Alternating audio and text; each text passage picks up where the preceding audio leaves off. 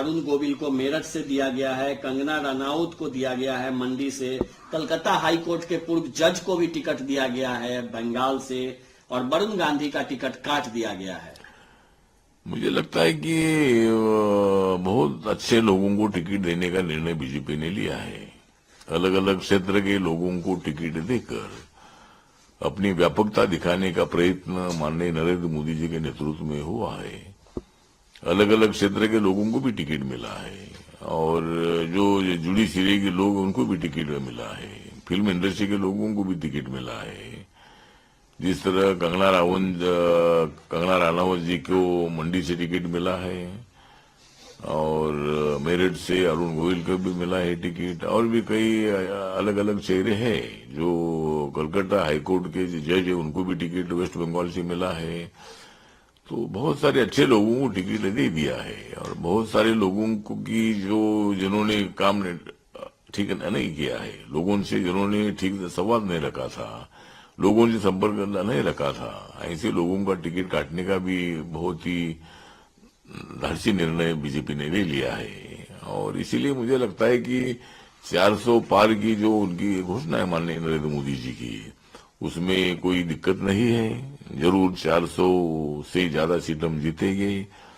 मैं एक बात आपको बताऊं कि 2019 में एनडीए के पास 351 सीटें थी, 303 बीजेपी की थी और बाकी मित्र पार्टियों की थी। तो अभी 400 पार करना, 50 से 60 सीट बढ़ाना, ये हमारे लिए कोई इतनी दिक्कत की बात नहीं है।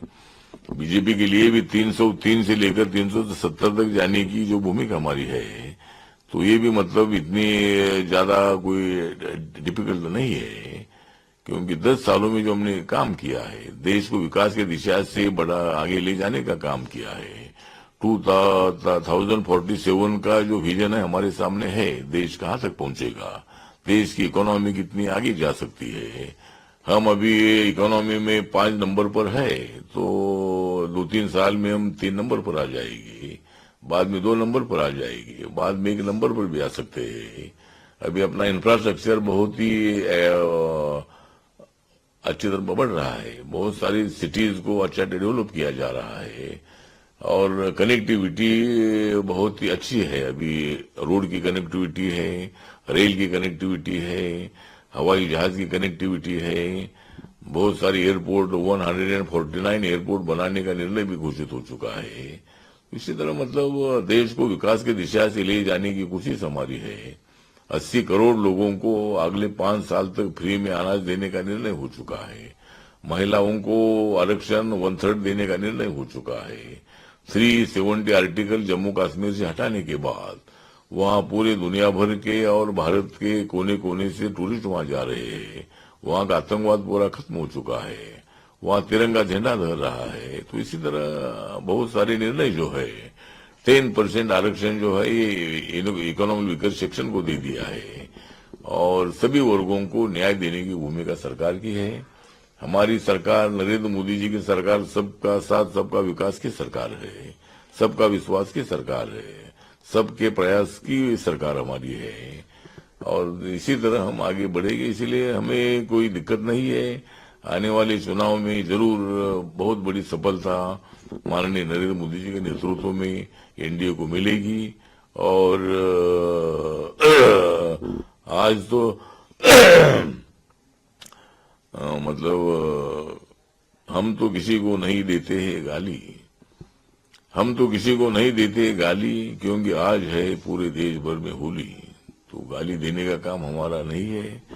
इंडिया आघाड़ी वाले गाली मोदी जी को देने का काम कर रहे हैं और इसीलिए जो मोदी जी को देते हैं गाली, उनको जरूर चुनाव में मतलब ज्यादा सफलता ना मिलने की मिलेगी ताली, तो मतलब ठीक बात है। तो इसी तरह हम आगे बढ़ेंगे। केंद्रीय मंत्री हैं अनुराग, संगरूर पंजाब में 21 लोग जहरीली शराब पीने से उनकी मौत हो गई है और इसको लेकर केंद्रीय मंत्री अनुराग ठाकुर ने सवाल खड़ा किया है कि 21 लोग जब जहरीली शराब पीने से मर गए हैं तो वहां के मुख्यमंत्री दिल्ली में सो रहे हैं, भगवंत मान। मुझे लगता है कि पंजाब में जिस तरह नशीली दारू जो है, दारू पीकर कई लोगों की मौत हो चुकी है, और अनुराग ठाकुर जी ने इसके संबंध में जो बयान दे दिया वो बयान सही है। कितने लोग वहां मर रहे हैं, लेकिन वहां के जो मुख्यमंत्री भगवंत मान है, वो मान दिल्ली में है। उन्होंने अपने राज्य में रहना चाहिए, लोगों की रक्षा करनी चाहिए, लेकिन लोगों की रक्षा करने के बजाय वो अपना स्टेट छोड़कर, अपने लोगों को छोड़कर दिल्ली में यहाँ आकर बैठे हैं, तो अच्छी बात नहीं है। तो ये जो नाराजगी अनुराग ठाकुर जी ने व्यक्त की है, ये सही है। दूसरी तरफ केजरीवाल और वो दिल्ली में 31 मार्च को मेगा रैली करने जा रहा है कि अरविंद केजरीवाल की जो गिरफ्तारी हुई है उसको लेकर। मुझे लगता है कि क्या करना है वो इंडिया आघाड़ी को अधिकार है, रैली करना है, रैली करने का उनको अधिकार है, कोई आंदोलन करना है वो भी उनको लोकतंत्र में अधिकार है। लेकिन जिस तरह अरविंद केजरीवाल जी की गिरफ्तारी हुई है, उनको 9 बार मतलब ईडी ने समन भेजा था, लेकिन एक बार भी उन्होंने उसका रिप्लाई नहीं दिया। उन्होंने अपनी भूमिका रखने के लिए ईडी ऑफिस में जाने की आवश्यकता थी, लेकिन वो गए नहीं। लेकिन जिस तरह मतलब कई लोग इसमें दारू घोटाले में दिल्ली में 17-18 लोगों को पहले अरेस्ट कर दिया है, और ये घोटाला हुआ, ये तो सही बात है। तो घोटाला हुआ और उससे मुख्यमंत्री के नेतृत्व में घोटाला हुआ है, इसीलिए मुख्यमंत्री जी की पूछताछ करने के लिए उनको बुलाया गया था, लेकिन वो गए नहीं थे।